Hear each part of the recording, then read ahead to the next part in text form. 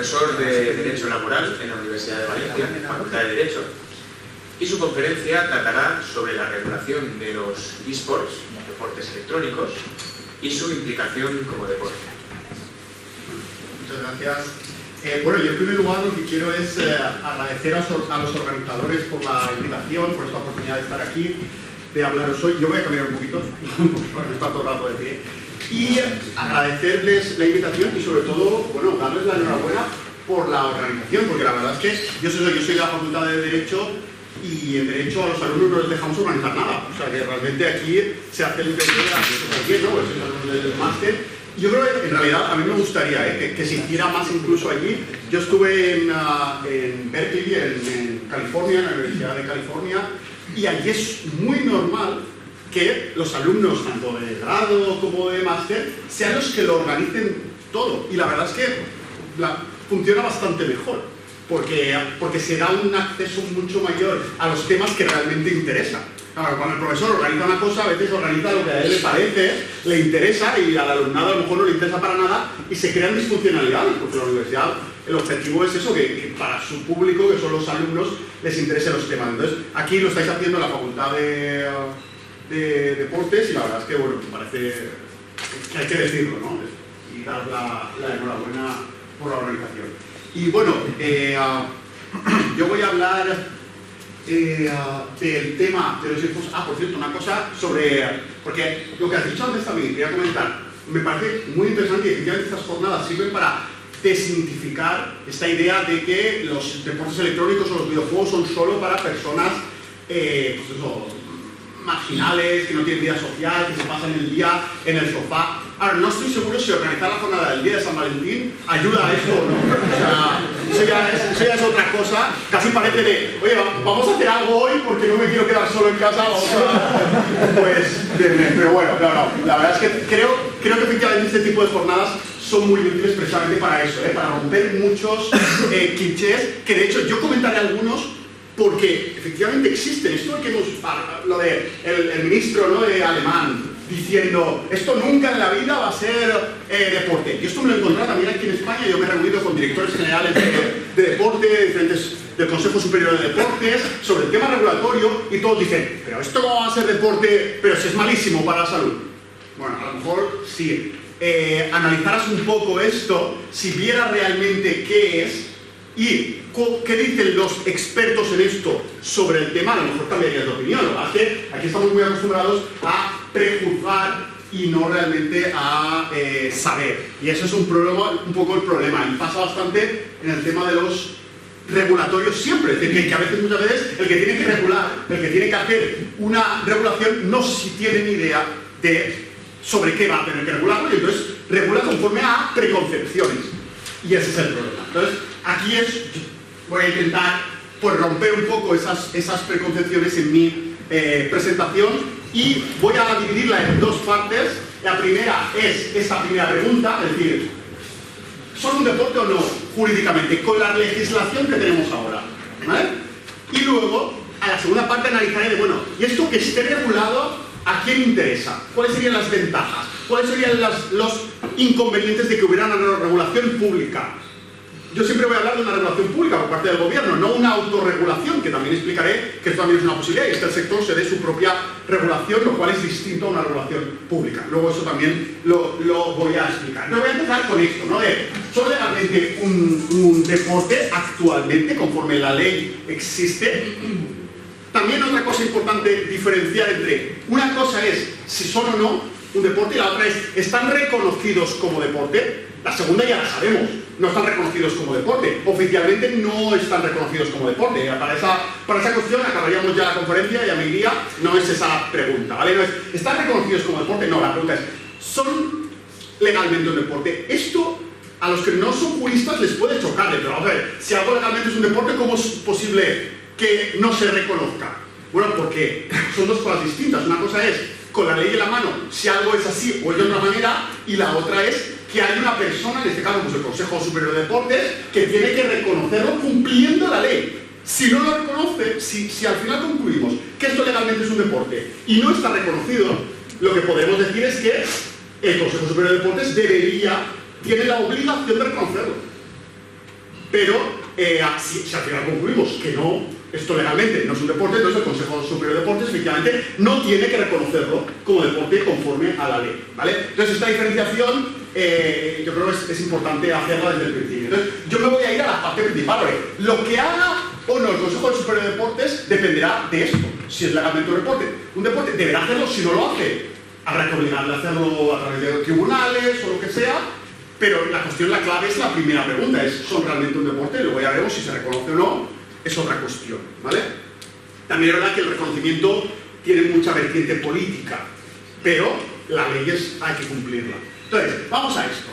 El concepto de deporte. Traigo dos conceptos que los traigo precisamente para que veáis cómo coinciden.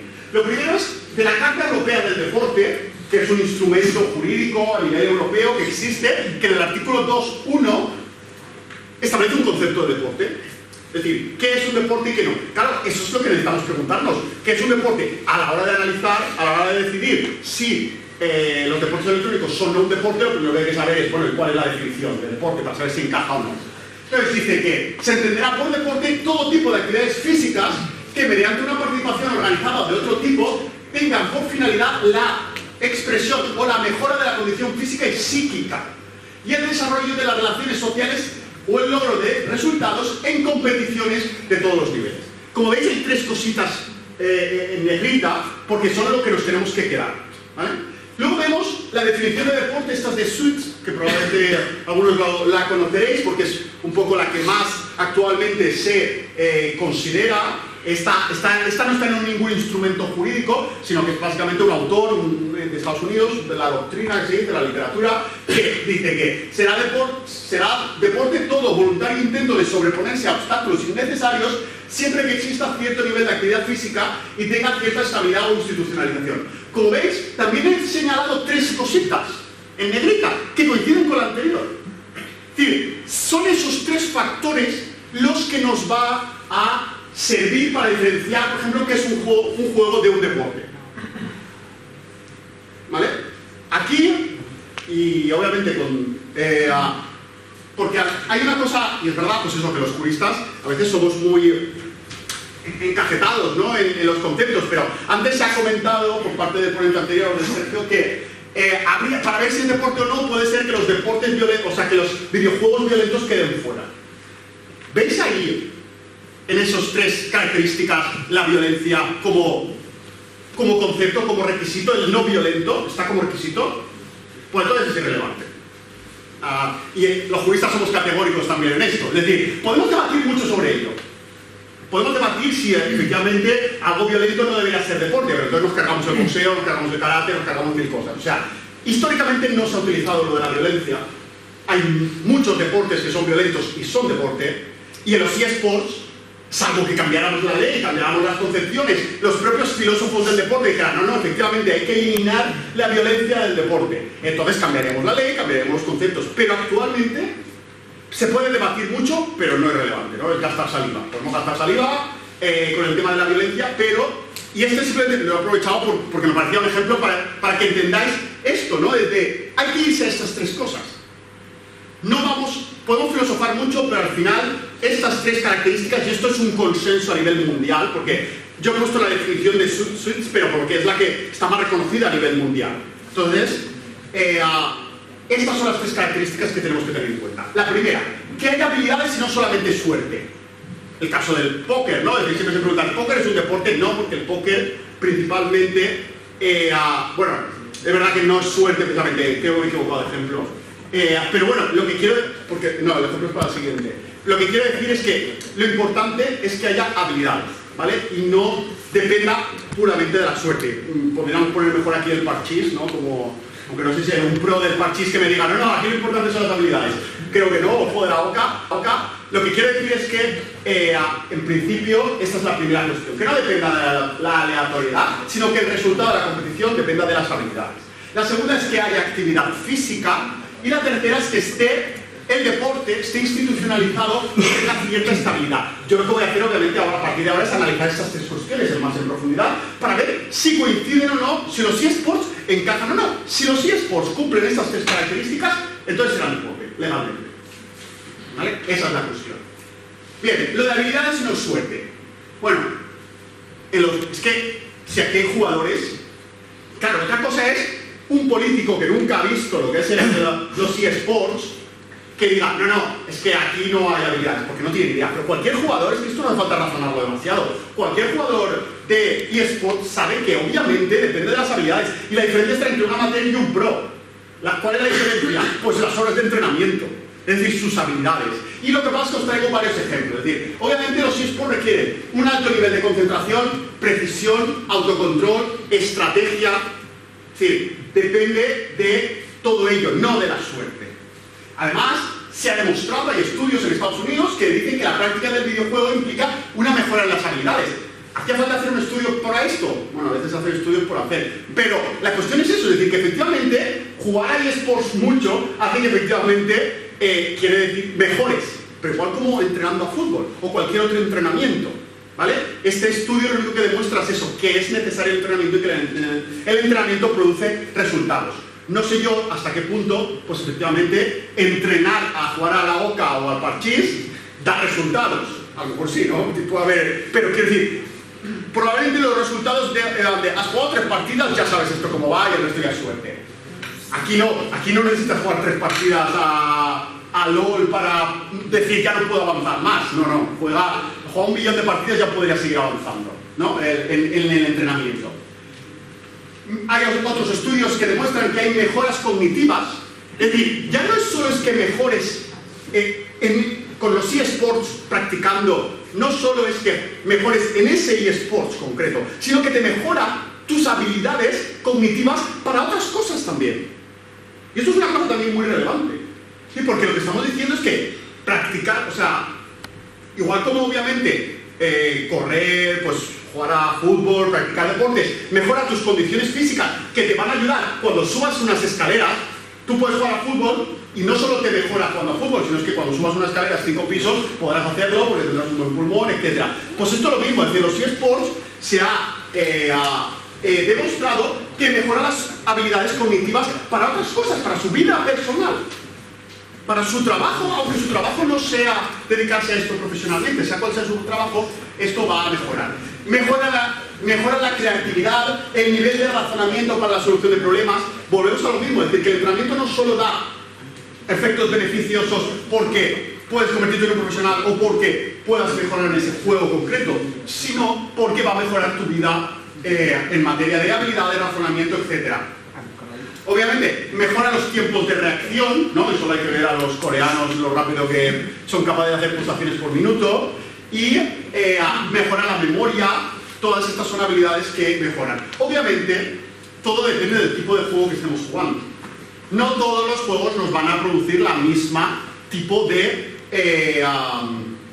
beneficios, pero esto es lo mismo que un deporte clásico, ¿no? Que los deportes tradicionales. Pues hombre, si tú te dedicas al tiro con arco, pues mejorarás coordinación, mano-ojo. Si te dedicas a fútbol, pues mejorarás también fuerza, resistencia, etc. ¿Vale? Habilidades motoras, coordinación, pie-ojo, en vez de mano-ojo, salvo que seas portero. Quiero decir que todo depende, pero esto es precisamente lo que es un deporte. Es decir, que el deporte te entrena en determinadas habilidades. Entonces, el primer requisito se puede concluir que sí que lo cumple.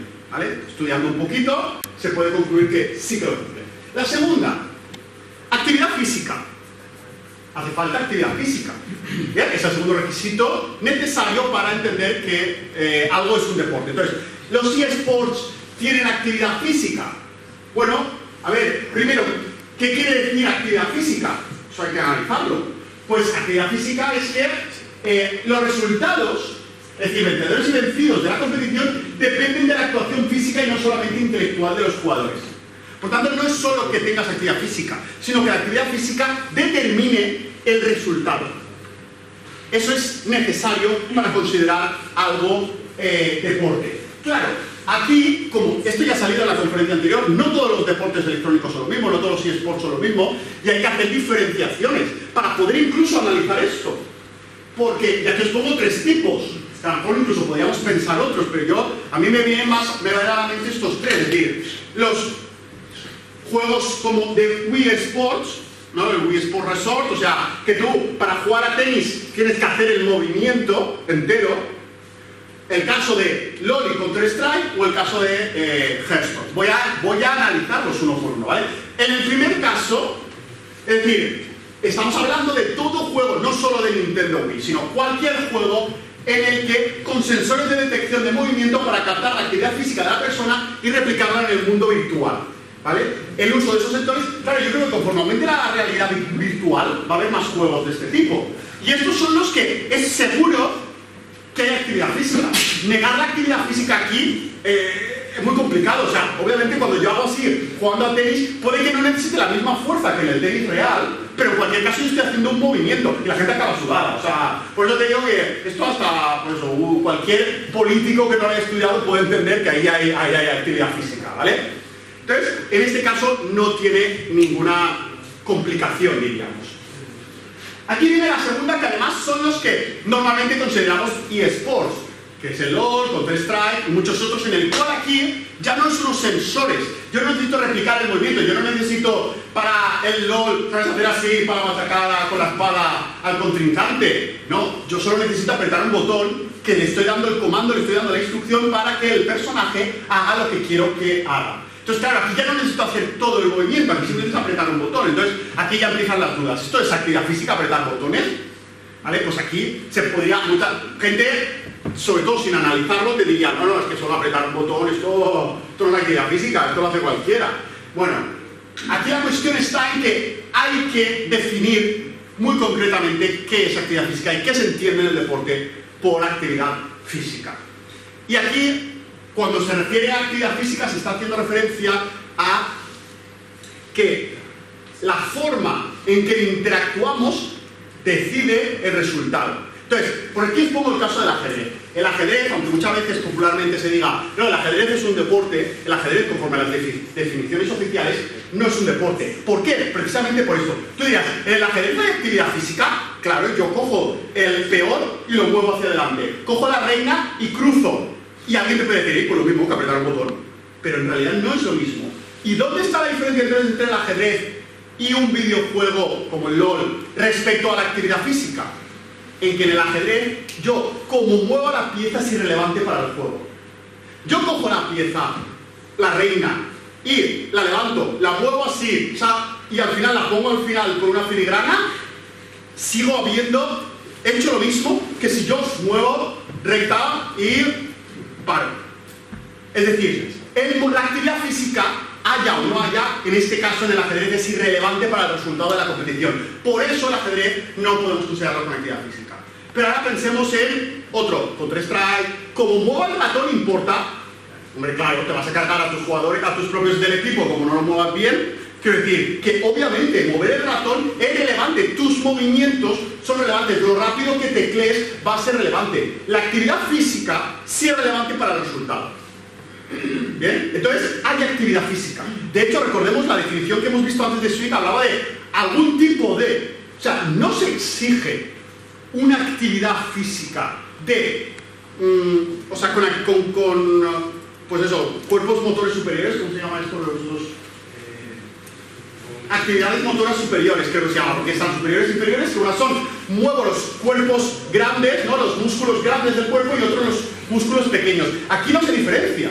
Es decir, con el concepto de actividad no nos dice, no, actividad física implica solamente aquella que mueve los cuerpos musculosos grandes.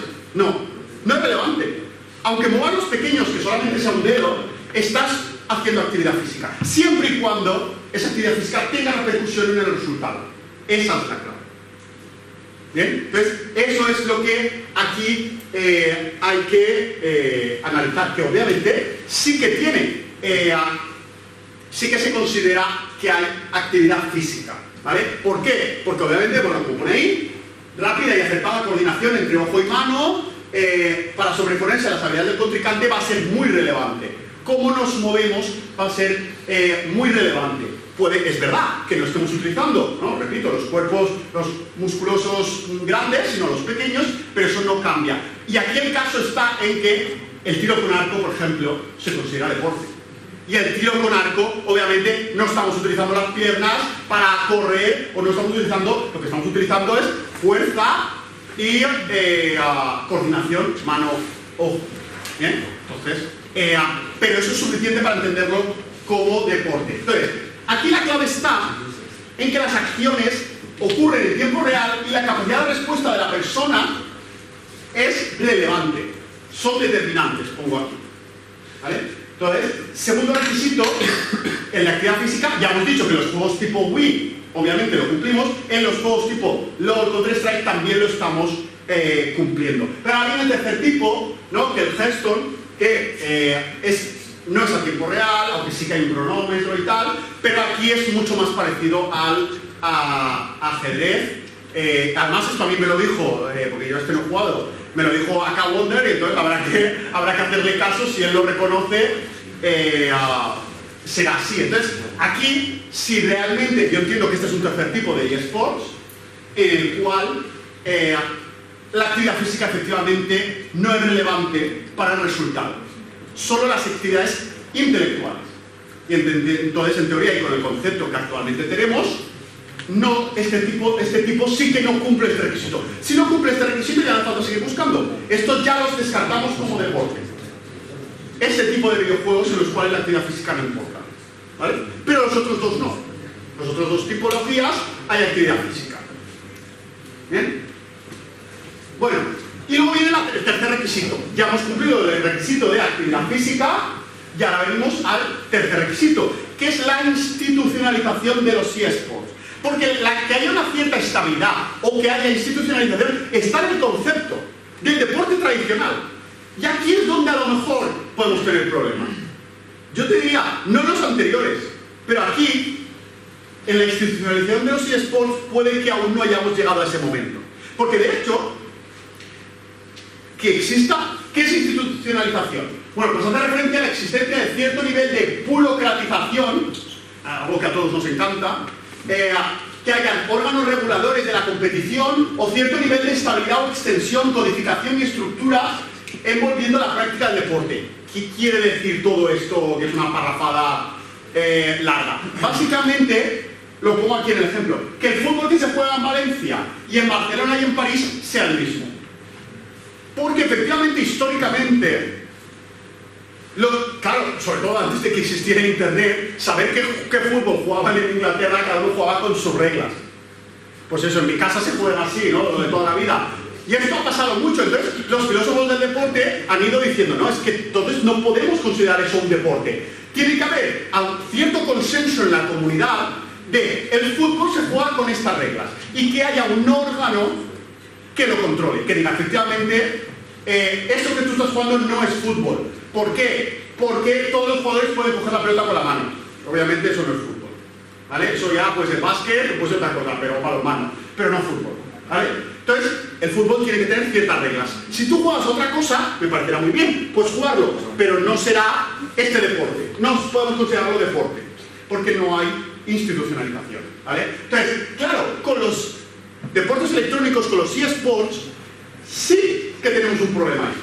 Porque, como os pongo aquí, imaginaros que el fútbol cambiara de reglas cada 2x3, cada año. Entonces, unos años los delanteros pudieran rematar con la mano, otro año con la cabeza no pudieran, otro año tú pudieras meter gol pues cogiendo la pelota. Es decir, claro, entonces, ¿cuál sería el problema de esto? Que además ni siquiera podríamos decir, por las Copas de Europa de tal equipo, hombre, son 25. 25 dependiendo, cada año cambia de reglas. Entonces no es fútbol. Pues esto es lo mismo, es decir, y pasa con los deportes electrónicos. O sea, hay distintas versiones incluso del mismo juego.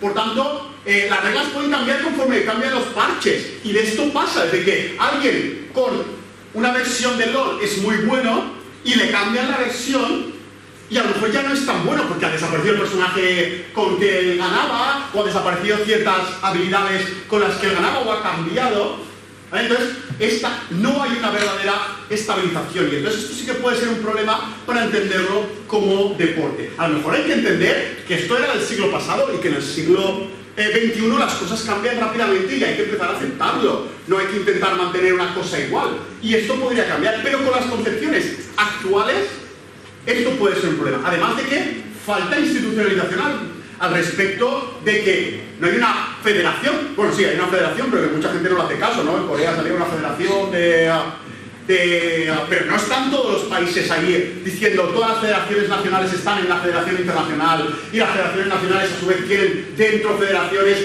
provinciales o lo que sea. No está como el deporte. Entonces, hasta que no esté esto, es más complicado considerarlo deporte. Pero se podría, es decir, ahí ya, porque al final esto, hasta qué punto algo está institucionalizado o hasta qué punto no, es más subjetivo, es decir, no está claro, no está determinado en el momento en que haya 151 países del total de países del mundo con federación, metidos en la misma federación y que acepten las mismas reglas, entonces está institucionalizado.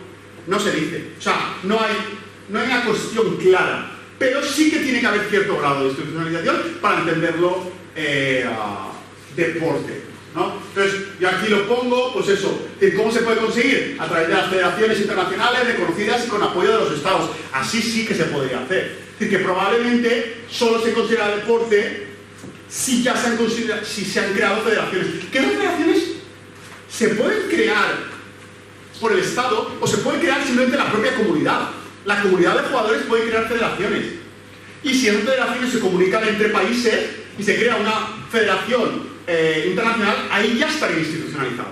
En lo del apoyo de los estados facilitaría esto, pero no tenerlo no es impeditivo, ¿vale? El apoyo de los estados podría facilitar que existiera esta institucionalización, pero sin el apoyo de los estados también se puede hacer. Y obviamente que haya un estado, que es Alemania, que diga él solo que no es relevante, porque si todos los demás alrededor dicen que sí, al final hay una institucionalización por mucho que un país solo no lo acepte, ¿vale? Entonces, pues bueno, estos son las 3 características que digo que en principio parece que sí que cumplen, solo que en la tercera hay debate, ¿vale? La tercera, las otras son más claras. En la tercera sí está institucionalizado ya, pero también os digo, es una cuestión de tiempo. Es decir, la institucionalización es precisamente algo que no es impeditivo, porque sí, es algo de que con el tiempo, o bien la comunidad, o bien con apoyo de los estados, o bien apoyo en España de comunidades autónomas, al final se acabará haciendo, se acabará institucionalizando con el tiempo. La pregunta es si ya estamos en ese momento. Puede que todavía no estemos en ese momento, porque yo digo, la federación está, que sale en Corea, pues poca gente le hace caso y entonces no parece que todavía esté asentado. Porque obviamente la Federación Internacional de Fútbol dice A y se hace A. O sea, entonces, cuando lleguemos a ese punto, entonces entenderemos más fácil que hay una verdadera institucionalización de las reglas. Entonces, aquí, ¿es necesario que sea deporte oficial para ser deporte? Esto es algo que ya he avanzado y que voy a repetir porque me parece importante, es la diferencia entre algo es deporte y algo está reconocido como deporte. Es decir, el reconocimiento como deporte vendrá cuando el Consejo Superior de Deportes diga esto es deporte, tiene modalidades deportivas, subcategorías, etc. Pero esto al final es un reconocimiento. Esto os voy a poner, no sé, a lo mejor os ha pasado, a ver, quizá con el tema de las multas. Estoy buscando un ejemplo que os pueda facilitar, ¿no? Llega un policía y os dice, os multo porque estáis mal aparcados, ¿no? Con el coche o con la motocicleta o lo que sea, ¿vale? Entonces, eso obviamente, la multa es la administración sancionando. Pero la cuestión está en que él lo único que hace es aplicar una normativa. Pero si en realidad, aunque os multe, ahí se podía aparcar, en realidad se puede aparcar. Y tú dirás, Rica, o a mí me han multado. Bueno, pues puedes irte a los juzgados y decir, oye, que es el que tiene que aplicar la normativa, la ha aplicado mal porque me ha puesto una multa cuando no debería haber puesto una multa. No tiene base legal para ponerme la multa. Entonces, esto es lo mismo que con el deporte. Es decir, una cosa es deporte o no deporte y la otra es el reconocimiento. En este caso, en el ejemplo, pues el Consejo Superior de Deportes sería el policía, la administración, el que dice, no, esto no es deporte. Oye, pues si sí que lo es, pues se puede eso, ir a tribunales o a Europa, decir de diferentes maneras para decir, no, es que tú lo que tienes es que aplicar la ley del deporte y en la ley del deporte conforme a los criterios, entonces sí que estamos ante un deporte, ¿vale? Entonces esa es un poco la diferencia. Y aquí la segunda parte que quería... Voy bien el tiempo, ¿no? Sí. A ver, la segunda parte que quería comentar, y también esto, un poco ya también para abrir debate o como queráis, es el tema de la regulación, ¿vale? Es decir, porque a ver, una cosa es el deporte o no, y la otra es la regulación del sector. Es decir, la regulación del deporte, que obviamente se puede hacer pues con una federación, pero para crear una federación público-privada tiene que haber primero un reconocimiento por parte de los estados, ¿vale? Pero, como veis y como se ha hablado, hay mucho debate de si son deporte o no, pero precisamente por eso. Porque si son deporte y hay un consenso de que hay deporte, entonces entraría la regulación pública, habría federaciones, etc. Y hay actores del sector, hay determinadas empresas que esto obviamente no le va a beneficiar. Hay otros que sí. Y eso es un poco lo que yo quiero ahora explicar, incluso pues eso, debatir entre vosotros. Porque a ver, lo primero es que esto estuviera regulado, y deporte es una manera de regularlo, se considera deporte, entonces está regulado como deporte. ¿A quién beneficia? Eso es lo primero. Pues obviamente a quien beneficia es a los amateurs, al deporte base, como siempre, es decir, en este caso a los amateurs, a los que están queriendo ser profesionales, pero incluso aquellos que juegan simplemente por interés, pero necesitan una base de competiciones dentro de federaciones pues, provinciales más pequeñas, ¿no? Es decir, porque ahora mismo están las competiciones grandes, en el cual solo los profesionales juegan, y luego es verdad que hay competiciones amateurs, pero que no está muy claro dónde están. Además hay pocas, porque también necesitan una licencia, como se ha comentado antes, del videojuego, del dueño.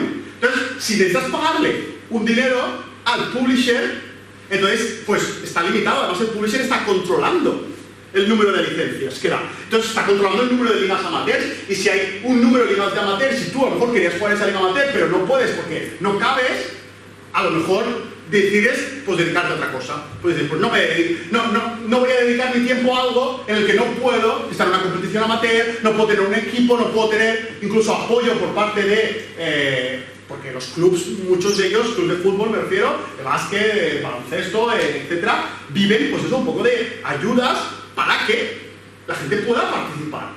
Si no existe este apoyo, porque no está regulado, todas estas personas no están. Incluso las propias academias de deportes electrónicos se verían beneficiadas de que hubiera una regulación. ¿Por qué? Porque habría un mayor número de deporte base, habría un mayor número de personas en el deporte base, y por tanto las academias podrían beneficiarse de esto. Además, otra de las ventajas de la regulación, la seguridad jurídica. Que quitémosle la palabra jurídica y dejémoslo solo en seguridad. Es decir, si yo soy una marca y quiero meter 5 millones en algo, si está regulado, lo voy a meter más tranquilo. Así de sencillo. Porque meter 5 millones en algo que a lo mejor es humo, que no está regulado, vamos, el legislador ni le ha dedicado 5 minutos a decir, no, esto es importante, vamos a darle una regulación. Entonces, que no, esto incluso a los clubs, y grandes y pequeños, a todos les serviría que hubiera una regulación, por esta razón. Pero por otra parte, tenemos ¿a quién no beneficiaría? ¿A quién no beneficiaría? A los publishers, los primeros. Porque ahora mismo los publishers hacen y deshacen, conforme quieren. El dueño del videojuego te dice, te doy la licencia, a ti, y a ti no, y a ti si me pagas tanto, y ahora este año, como esto se ve más, como has ganado más dinero, págame más. Es decir, te cambio el contrato, hago lo que quiero. Ahora mismo son los dueños. Claro, si hay una regulación, ¿qué suele hacer una regulación? Ponderar intereses. Intenta equilibrar ¿vale? Hay alguien muy fuerte, pues que no machaque a los pequeños, ¿no? Eso teóricamente. Luego, depende del gobierno concreto que hay en el momento en que se hace la regulación, puede que no le importe que se machaquen a los pequeños, pero de normal, una regulación pública mira por el interés general, y si se hace bien, mira por el interés de todos y se pondera. Y ahora, con esta frase, pensad en qué hace una federación. Una federación de deporte, de fútbol, de básquet, de la que sea.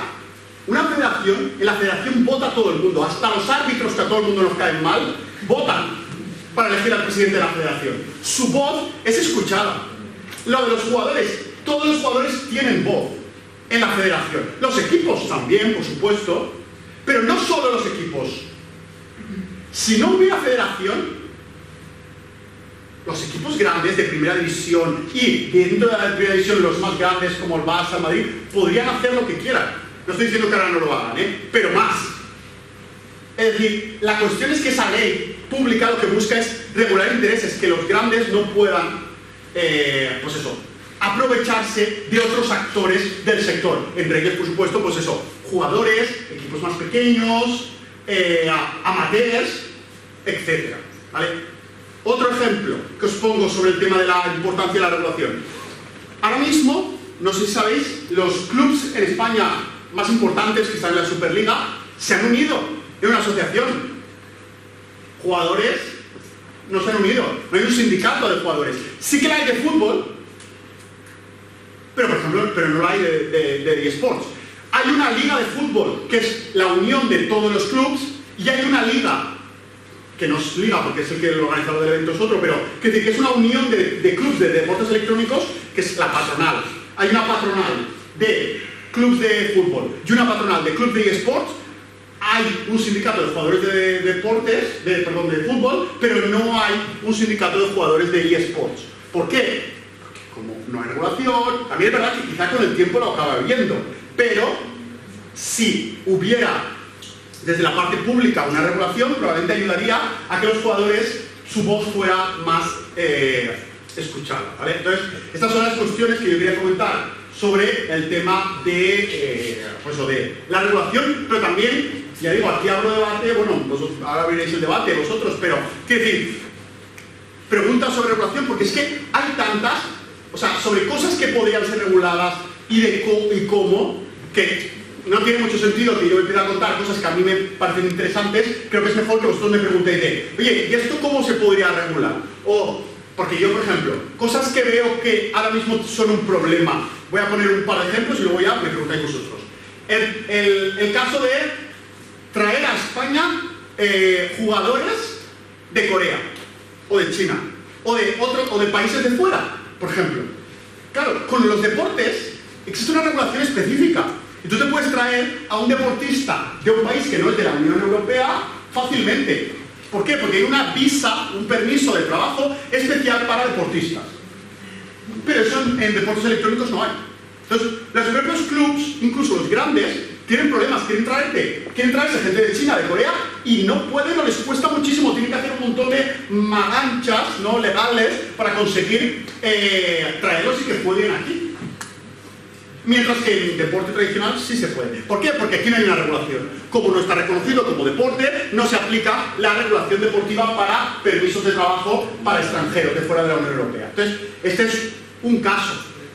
Es decir, una regulación ayudaría en esto, a resolver. Eso haría obviamente nuestra liga también más competitiva. Tendremos mejores jugadores, ligas más competitivas, los clubs tendrían más visualización, porque sus jugadores son mejores, son más conocidos. Eso implicaría que las marcas metieran más dinero, porque hay más visualizaciones, etc. Entonces, esto es una cuestión de las que puede ayudar. Otro, por ejemplo, en el tema de ahora mismo a un jugador, un club contrata a un jugador de eSports, un profesional, que le paga, le contrata, hace un contrato.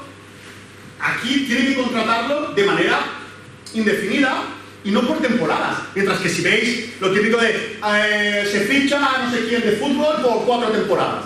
¿Por qué? Porque se entiende, primero, un jugador de fútbol no va a estar jugando 40 años. No es un contrato, el contrato indefinido no le tiene demasiado sentido. Lo normal es que le fichen por 3 temporadas, 4, 5, 6, 7, ¿vale? Las que tú creas, pero por temporadas. Eso ahora mismo no parece que se pueda aplicar a los jugadores de eSports. ¿Por qué? Porque no hay una regulación específica, como si la hay para los deportistas. Es decir, hay una relación laboral especial para deportistas. A un deportista no se le aplica el estatuto de los trabajadores, sino que se aplica una regulación específica para deportistas. Pero para deportistas de eSports, para jugadores de eSports, no parece que esa regulación se le pueda aplicar. El tema de la cláusula de rescisión no se puede aplicar para un jugador de eSports, una cláusula de rescisión. Entonces, aquí diríamos, claro, ¿cuál es el problema que yo veo? Los centros de alto rendimiento que hemos hablado antes, la Masía para eSports, ¿no? La Masía del Barça, pero para eSports. Las empresas difícilmente, los clubs van a hacer eso si no le pueden poner una cláusula de rescisión. Porque entonces yo lo entreno durante, y vamos, y le pago todo, y me lo traigo de donde sea, y le entreno para que sea bueno, pero en cuanto sea bueno, si no tiene cláusula de restricción, se va a ir al equipo contrario. Yo le he pagado, yo le he formado, pero luego se va, inmediatamente. La cláusula de restricción tiene el objetivo de evitar eso. Es decir, que, bueno, tiene otros objetivos, obviamente, y es hacer negocio con los jugadores, pero en parte está eso, también sirve para eso, ¿no? Derechos formativos, de, oye, yo le he formado, oye, compénsame por ello si te lo vas a llevar. Eso en deportes electrónicos no existe. No hay una regulación. Si la hubiera, pues también efectivamente se podrían crear centros de alto rendimiento para jugadores de clubs, aparte de públicos, que podría haber centros de alto rendimiento públicos, pero es que además privados se podrían crear y serían interesantes para esa empresa. Sin esa regulación no lo son. Entonces, ya digo, podríamos hablar mucho más rato de problemas que tienen y dificultades que tiene el sector de los eSports precisamente por no tener una regulación o no tener una regulación específica para ellos o ni siquiera aplicarles la regulación del deporte. Están como si fuera un bar ahora mismo. Es como decir, aplicamos las mismas reglas a un bar que a el sector de los deportes electrónicos. Ese es el problema. Entonces yo creo que efectivamente una regulación es útil, es necesaria y habría que ver cómo hacerla, ¿vale? Eso sí que habría que discutirlo. Y nada, y esto un poco lo que yo quería decir, y quedo eso a vuestras preguntas que me preguntéis con lo que creáis interesante. Gracias.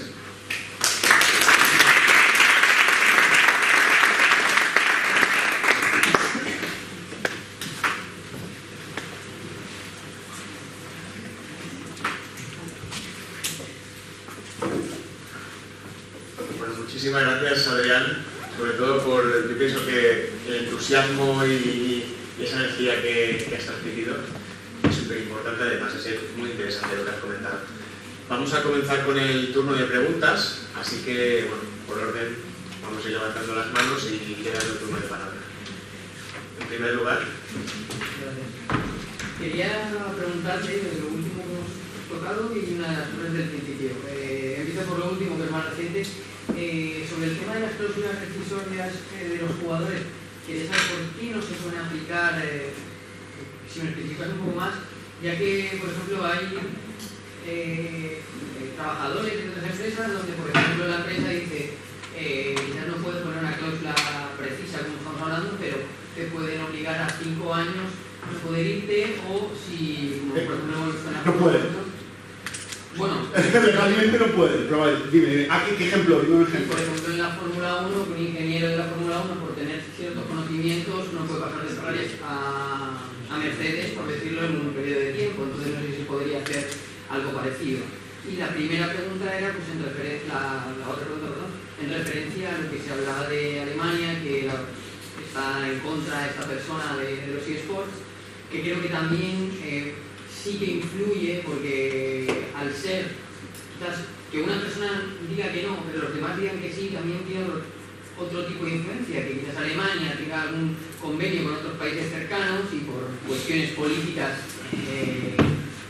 digamos, que obliguen a decir lo mismo que tú. Entonces, que Alemania, que es una potencia mundial, diga que no, es una cosa bastante negativa. Si Estados Unidos dice que sí, será una cosa muy positiva también, porque todos los que estén, digamos, cogidos por ellos, van a verse medio obligados a decir que sí. A ver, sobre la primera cuestión, legalmente, porque es eso, o sea, tú me preguntas, ¿por qué no puedes poner cláusula de rescisión? Piensa a un camarero de un bar. Tú no puedes poner una cláusula de rescisión a un camarero de no te puedes ir al bar de enfrente, no te puedes ir al bar de... Claro, no, porque déjalo que crezca, en teoría, profesionalmente, o sea, no tiene ningún sentido que lo obligues a quedarse ahí.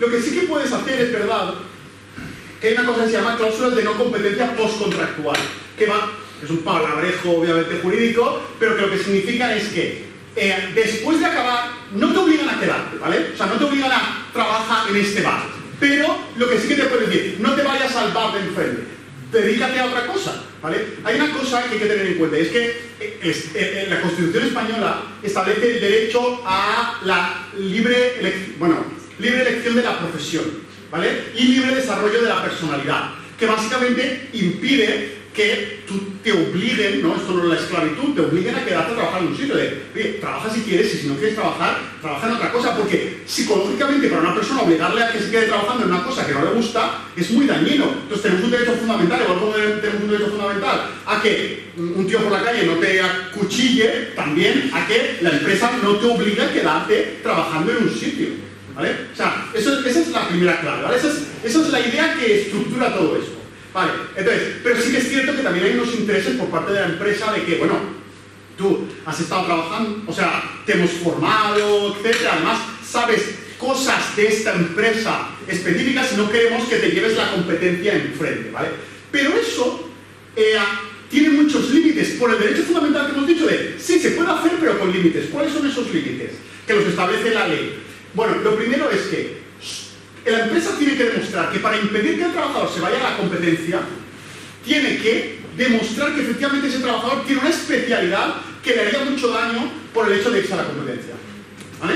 O sea, por tanto, a lo mejor un camarero no podemos hacérselo. ¿Por qué? Porque, oye, un camarero que esté aquí o esté enfrente, o sea, el bar teóricamente no se basa en un único camarero. Otra cosa, por ejemplo, en un comercial de una empresa, ¿no? Imaginaos, pues un comercial de Mau, que ha ido por muchos bares, a todos los bares de Valencia les ha vendido Mau, ¿no? Y ahora se va a ir a Cruzcampo. Bueno, no iba a conseguir nada, pero en cualquier caso puede ser un peligro para Mau de, bueno, pues ahora mi comercial que conoce a todos se va a Cruzcampo y va a intentar entrar en Valencia gracias a eso. Entonces, esa es la justificación, ¿vale? Pero solo para algunos. ¿Qué pasa? Luego hay otro límite. Y es el de que el máximo de no poder trabajar en otra empresa es de 2 años. Eso que me han dicho 5 es ilegal, ¿vale? O sea, ese trabajador que le ha puesto una cláusula de no poder ir a Ferrari en 5 años, él se va a Ferrari a los 2 años y un día, y la anterior, que a lo mejor era Renault, no puede hacer nada. Le demanda y perdería. A no ser que, por ejemplo, hayan pactado que te dan 25.000 euros por 25 años. No, tampoco. Aunque te hayan pagado 10 millones por 5 años, más de 2 es ilegal. Y aunque te hayan pagado lo que sea, te han pagado tanto que son tontos, ¿vale? O sea, porque la ley dice que más de 2 años no puedes. O sea, en España, sí, en España. Lo que pasa es que, bueno, obviamente puede haber otras normativas en otros sitios, pero dentro de la Unión Europea, que tenemos unos derechos fundamentales parecidos, las regulaciones suelen converger, ¿vale? Y a lo mejor no será 2 años, serán 3, serán 2 y medio o será 1, pero es parecido, ¿vale? O sea que, entonces hay que tener en cuenta eso. ¿Qué pasa? Que todo esto que te estoy contando es para empresas que no tienen una regulación especial, porque en deportistas es otra cosa. Ahí hay una regulación que sí que permite las cláusulas de rescisión, que es lo que tú dices ahí de, no te puedes ir, pero de esta empresa, no solo que no te puedes ir a la competencia, es que tienes que seguir jugando aquí, o directamente me tienes que pagar mucho dinero, 6 años, 5 años, 4, 2, ahí sí se puede. Pero porque la ley lo permite específicamente para deportes. Pero para los deportistas electrónicos, no. Para eSports, no. ¿Por qué? Porque no, la ley no lo dice. Se podrían acoger a estos 2 años. Sí, exacto. Lo máximo sería los 2 años. Necesitarías justificarlo, necesitarías pagar, como tú dices, un plus por el hecho de que luego no va a poder jugar. Sí, pero los 2 años... Pero ya digo, eso no es una cláusula de rescisión. Eso es utilizar la legislación de un bar. Eso es a lo que me refería. Sí. Bueno, la otra pregunta. Obviamente tienes toda la razón que influencia política es muy relevante. Que sí, que Alemania lo diga, pues sobre todo puede afectar mucho al resto de países. Eso sin duda. Yo lo que me refería es que pero también Alemania cambiará de partido político. Es decir, que ahora es la opinión de ese ministro y a lo mejor hay elecciones y cambia. Es decir, y lo que quiero decir es que con el tiempo, yo creo, y sobre todo si las audiencias aumentan y hay una industria, claro, al final se va a tener que regular. Es decir, cuando tenga un impacto grande en la sociedad, entonces el gobierno siempre se acaba pronunciando. Y tiene que darle una regulación, como deporte o como otra cosa, pero tendrá que dar una regulación. Gracias. Nada, lo primero ya nos da las gracias porque el comité ha organizado por haber traído un perfil jurídico que muchas veces no es tan necesario porque hablamos los bares o de forma más académica o menos, pero bueno, la ley es la ley y si no te gusta hay mecanismos para cambiarla. Efectivamente, yo creo que aquí hay mucho que decir.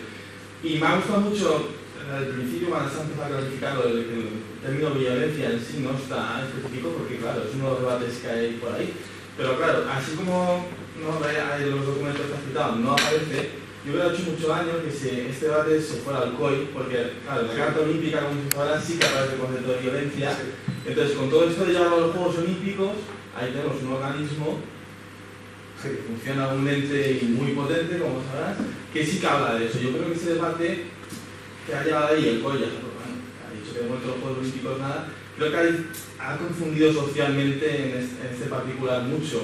Y lo segundo es que, claro, sin esa regularización detrás, de plantearnos que estén un político Juegos Olímpicos, ¿no? Para mí han sido como dos pasos muy avanzados como estábamos ahora. Sí.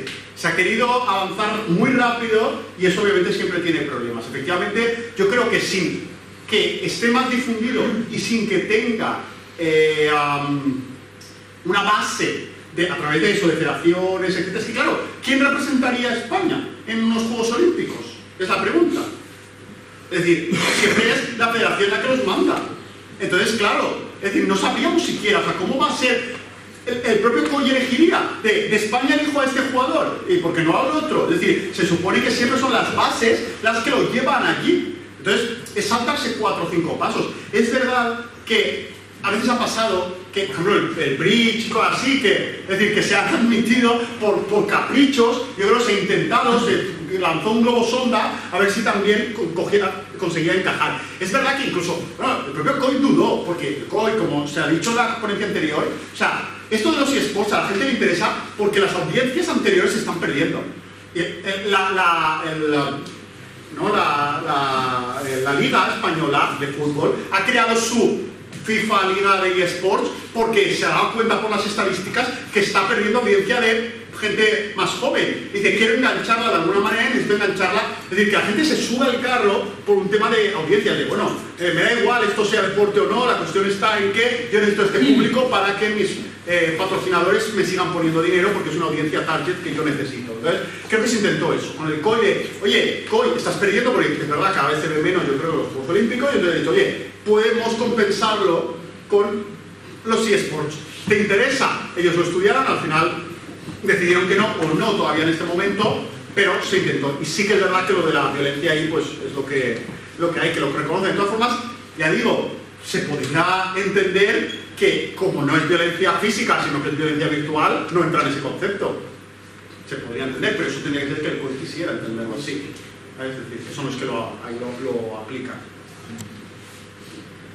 En ese sentido de la violencia, estamos acostumbrados, ¿no?, que nos digan que los videojuegos son violentos, pero sí que es cierto que en cuanto a películas, en cuanto a cultura, en cuanto a libros, sí que leemos libros de violencia, vemos películas de violencia un domingo a las 3 de la tarde, donde están los niños también, vemos películas de miedo y al final en eso nadie se mete en debate. Y quitando eso de consideración, luego a nivel mundial existen 58 federaciones de eSports que se basan en la Federación Internacional de eSports que se creó en Corea. Sí. Y en Europa existen 20 federaciones europeas a nivel mundial, de la cual Finlandia es la número 2 después de Corea. ¿Por qué crees que a España todavía no ha llegado ese nivel de regulación para crear una federación española, siendo Europa 20 y España no? Pues yo creo que es porque esto que he dicho que a unos les interesa y a otros no, yo creo que aquí en España a los que no les interesa tienen mucho poder. Es decir, creo que se ha hecho mucha influencia por parte de actores clave del sector para que no haya en España una federación a nivel de Finlandia o de otros sitios, para no repartir el pastel. Lo que hablábamos antes de que en la Federación de Fútbol hasta los árbitros tienen voto, pues hay gente que no quiere que haya votos. Si lo que yo decido, aquí hay unilateralidad, soy yo el que lo impongo y el resto lo aceptáis. Si hay una federación, pues habrá que discutir, debatir las cosas, con más y menos desequilibrios, pero al menos habría un órgano donde todos los actores estuvieran representados y tuvieran un voz. Y hay gente que yo creo que eso no le interesa, ¿no? Que haya alguien que le haga de contrapoder, que tengan que pasar por ciertos mecanismos para tomar decisiones, prefieren tomar decisiones internamente desde la empresa y luego lanzarlas y pues eso. Y vamos, y que el resto tengan que cumplir. Yo creo que esa es la razón. No, lo decía en el sentido de los Juegos Olímpicos, porque sí que se realiza un mundial de eSports donde compiten las diferentes países del mundo y España no está. Están 58 países y España no. Sí, sí. No, a ver, yo... Os está quedando atrás. Sí, sí, totalmente de acuerdo. Yo creo... A ver, es que precisamente es lo que estamos hablando. Es decir, ahora hay gente, obviamente, que no le interesa que haya una regulación, pero que no haya una regulación perjudica muchísimo a otra gente. Esa es la clave. Es decir, que efectivamente puede que España o aquellos países que no tengan una regulación van a quedarse atrás. Porque aquel que tenga una regulación y que entonces, desde el momento que tenga una regulación va a haber centros de alto rendimiento, va a haber universidades dando becas, va a haber formación y se va a entender como más natural. Que cada vez que habrá más, se jugará más y por tanto habrá más deporte base, por tanto mejores jugadores y eso habrá proyección del Estado. Si no se tiene eso, vas a quedarte atrás. Es así. Y eso es el problema, que quizá por el interés de unos pocos se esté perjudicando a muchos. Tenemos dos preguntas por ahí. Primero, tenía una sobre el tema de, cuando has comentado el tema de institucionalización, has comentado el tema de las reglas, que deberían ser las nuevas, pero como has dicho también que eso deberíamos incluso plantearnos el modificar, porque es posible que se nos quede un poco anticuado a la hora de, por ejemplo, intentar comparar las normativas o las reglas básicas del fútbol con las del League of Legends, por ejemplo. Al fin y al cabo, las reglas del League of Legends no cambian parches porque se puede añadir un personaje o se puede modificar X objeto y en el caso del fútbol incluso las reglas se modifican, no quincenalmente, pero anualmente se pueden modificar. Entonces, igual lo que habría que cambiar es la perspectiva en la que vemos el tema de la estabilidad, porque tú ves al final 10 años un juego, a día de hoy es el momento de estar y los únicos que han conseguido, digamos, esa estabilidad, y el que se regule de manera quincenal no es simplemente una desestabilidad en el juego, sino al revés, justamente lo que busca es una estabilidad y una regularización. Una modernización, ¿no? Sí. Sí. A ver, es verdad, sí, precisamente lo he dicho por eso, porque yo creo que quizá hay que entenderlo de manera distinta. Es decir, es verdad que hace falta una institucionalización, pero esa institucionalización puede ser porque el juego es el mismo, aunque hayan parches, no cambie el juego. Hay que entenderlo así. Lo que pasa es que, bueno, si cuesta explicar que hay actividad física a la hora de coordinar el ratón con el esto, imagínate hacerle entender que los parches en realidad no están cambiando el juego, sino que es lo mismo, solo que cambia ciertas cosas. O sea, es decir, que el problema también esto puede que sea de generacional. Es decir, que las personas que han nacido con esto y saben lo que es un parche, es probable que lo entiendan mejor a que le digas, porque claro, alguien de... Hay gente muy moderna de 60 años, pero yo estoy pensando a alguien de 60 años que es un parche y dices, pero entonces la pelota ahora tiene un parche, se ha pinchado o algo. O sea, que decir, que realmente va a ser complicado de explicar. No, es que esto del parche solo es, ¿sabes? Por eso digo que puede ser generacional y que yo estoy de acuerdo en que en el futuro es probable que entendamos que haya diferentes versiones. No quiere decir que haya cambiado el juego, sino que es el mismo juego, solo con, pues eso, determinadas modernizaciones o lo que sea, que no hacen que no se pueda comparar la victoria de un año al otro. Porque yo creo que la clave está ahí, es decir, si un equipo ha ganado 5 copas, entender que esas 5 copas siguen siendo válidas al cabo de 4 años cuando el juego ha cambiado. Vale, el juego ha cambiado, pero el mérito es el mismo. O sea, yo creo que es un poco, creo yo, la clave. el compañero de al lado. Vale, yo tenía, comentando también un poco lo que has dicho de los publishers, yo creo que se está pretendiendo regularizar algo desde donde unas empresas privadas tienen prácticamente todo el control. Porque al final son ellos quienes van a decir, ahora vamos a hacer el juego así, si ahora queremos lo cambiamos, si ahora queremos un parche, si ahora tal, porque al final tienen ellos el poder. Entonces yo creo que no se puede regularizar un país en base a los intereses de unas empresas privadas. Y yo lo que pienso, te planteo una situación utópica, por ejemplo, si ahora por ejemplo coge España y dice, pues vamos a lanzar, igual que es, yo qué sé, somos funcionarios, unas personas en cualquier sector público, si ahora por ejemplo cogemos y hacemos una institución de deportes electrónicos y acogemos a nuestros propios diseñadores, a nuestros propios tal, y hacemos que ellos sean quienes desarrollen juegos y nosotros subvencionamos y pagamos esos juegos y sean los que al final llevemos a competiciones internacionales o lo que sea, ¿qué ocurriría? No, a ver, eso, entonces acá porque nadie jugaría, si son juegos españoles, quiero decir, o sea, no lo quiero decir porque no llegaría a nivel mundial, pero lo que quiero decir es que ahí es muy complicado, es decir, efectivamente, el problema de esto es que el dueño, ¿no?, de la pelota, que se dice mucho, es de alguien, pero que el dueño de la pelota sea una empresa, no quiere decir que tú no puedas regularlo, es decir, ahora mismo la banca son empresas, pero hay una regulación del sector bancario, hay una regulación del sector eléctrico. No funciona muy bien, es verdad, pero la hay. ¿Debería funcionar mejor? Sí, pero bueno, lo que quiero decir es que a las empresas privadas el Estado les puede poner restricciones, les puede poner controles, les puede decir qué se puede hacer y qué no. Es decir, eso se puede hacer, de hecho, el Estado está para eso, para controlar pues eso, el que cada uno haga lo que le dé la gana, ¿no? Hay una convivencia y hay un interés general, y tú no puedes ir solo por tu interés privado si ese interés privado va en contra de los intereses generales. Entonces el Estado te impone y te dice, no vayas por aquí porque eso solo te beneficia a ti, pero perjudica al resto, tienes que ir por aquí porque eso beneficia a todo el mundo, ¿no? Entonces esa sería la idea. Se puede hacer. Otra cosa también te digo es que son empresas mundiales que, si no hay una regulación, muy probablemente a nivel mundial o al menos europeo, un país solo lo tiene difícil. Y os voy a poner un caso. Es decir, lo típico que pasa con las patentes, ¿vale? O sea, una medicina, gente en India muriéndose porque no puede pagar esa medicina, ¿vale? Entonces, ahí es un caso claro de interés público, de, oye, que la medicina llegue a la gente para que no se muera, ¿vale? ¿Qué pasa? Hay veces que países han dicho, oye, aplico mi ley nacional y permito que aquí, en este país, esa medicina se pueda hacer un genérico, aunque tú tengas una patente, para que a la gente le llegue barata.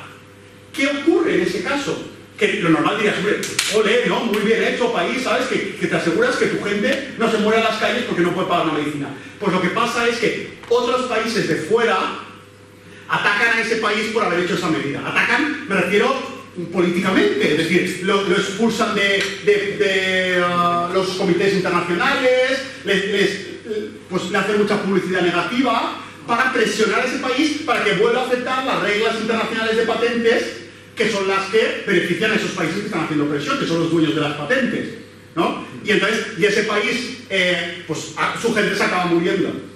Quiero decir, que es verdad que un país solo a veces no se puede enfrentar a empresas, pues en este caso eran farmacéuticas multinacionales, pues, a ver, no digo que Riot sea tan importante como una empresa farmacéutica, o sí, no lo sé, pero bueno, quiero decirte que es difícil que un país solo pueda poner reglas que beneficien a su gente, perjudicando a empresas internacionales. El objetivo es llevarlo siempre a la mayor parte del mundo posible. Sí, por supuesto. Ahí sí, si fuera toda Europa, si Europa, entonces ahí ni Riot ni ningún otro, en principio, podría hacerlo. Claro. Pero bueno, es decir, esto está pasando todos los días. Supongo que habéis oído el tema, ¿no?, del Reglamento Europeo de Protección de Datos. ¿Habéis recibido algún mail sobre eso? Pues es lo mismo, es decir, tienes empresas internacionales que no les interesa nada, Facebook, no les interesa nada que haya una protección de datos, y en Estados Unidos no hay una protección de datos, pero en Europa tenemos una concepción distinta y Europa ha dicho, no, aquí hay protección de datos y tú, empresa estadounidense o empresa europea, vas a tener que pasar por aquí, porque hay un interés general de protección de datos, ¿vale? Pues eso, te digo, que con esto es lo mismo, es decir, puede que en un momento se diga, no, por el interés general, por la juventud, porque por lo que sea, hace falta una regulación. Y tu empresa, es verdad, el juego es tuyo, pero vas a tener que pasar por aquí, por aquí, por aquí. ¿Vale? Yo quería aportar a mi compañero. Nos hemos pasado ya del tiempo, entonces tenemos aquí la última pregunta, vamos a tratar de agilizarla, así que adelante. Vale, sí. Hemos estado antes viendo como, bueno, la definición de deporte te dice que a nivel institucionalizado, y tú lo has dicho también anteriormente, un deporte puede considerarse deporte sin estar reconocido oficialmente, por así decirlo, ¿vale? Entonces, yo te quería preguntar, ya ha salido, digamos, el debate de se podrían crear instituciones sin que estuvieran realmente reconocidas y luego, digamos, obligar mediante la justicia o a nivel legislativo a que se regularice, ¿vale? Entonces, mi pregunta es, ¿qué oportunidades o qué forma realmente legislativa o política real hay de crear una federación, por ejemplo, de deportes electrónicos de la nada? O sea, y que luego obligar, digamos, al Consejo Superior de Deportes a que pase por ahí. A ver, la cuestión sería que primero podría llamarse federación, pero al final sería una asociación. Tú creas una asociación en la que metes a jugadores, metes a árbitros, metes a quien consideres, a equipos, y creas esa asociación. Y luego esa asociación podría o bien presionar al Consejo Superior de Deportes a base de artículos en prensa, a base de reuniones con ellos, lobby, ¿no?, que se dice de toda la vida, es decir, para que te reconozcan. Y entonces el Consejo Superior de Deportes diría al final, pues sí, pues la prensa ha salido muchos artículos diciendo que esto hay que reconocerlo. Pues el Consejo Superior de Deportes al final dice, vale, lo reconozco. O si eso no funciona, la otra opción es, como asociación, demandas ante los tribunales y dices, oye, bueno, primero haces una solicitud. La solicitud del Consejo Superior de Deportes te la rechaza. Claro, y entonces tú, eso es un acto administrativo, que se llama jurídicamente, y tú impugnas ese acto administrativo ante los tribunales y dices, como la multa. Es decir, la impugnas y dices, oye, esto no es así. Tú tienes que reconocer. Y si ganas y el juez lo dice, es decir, se recurrirá y tal, pues si llega al Supremo y lo dice, entonces está reconocido. Eso sería el procedimiento. Muy bien, pues damos por concluida la rueda de preguntas. Y en fin, gracias a todos y a todas por vuestras preguntas. Muchísimas gracias, doctor Adrián Dodolí, por haber respondido de una forma tan clara y tan agradecida. Y bueno, ahora vamos a pasar al descanso. Volveremos a las 3:30 y vamos a intentar todos, por favor, ser puntuales, ¿vale? Si podemos estar un par de minutitos antes para comenzar a la hora justa, os lo agradeceríamos todos muchísimo, ¿de acuerdo? Así que, por favor, despidamos con un fuerte aplauso.